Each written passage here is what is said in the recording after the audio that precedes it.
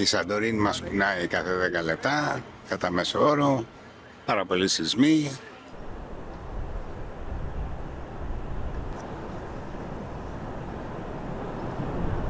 Γιατί έχουμε πανικοβληθεί για το τι μπορεί να συμβεί. Είμαστε όλοι σε μια ανησυχία. Εμείς προσωπικά είμαστε στο αμάξι 2 μέρες και κοιμόμαστε. Και εντάξει, δεν το αντέχουμε άλλο.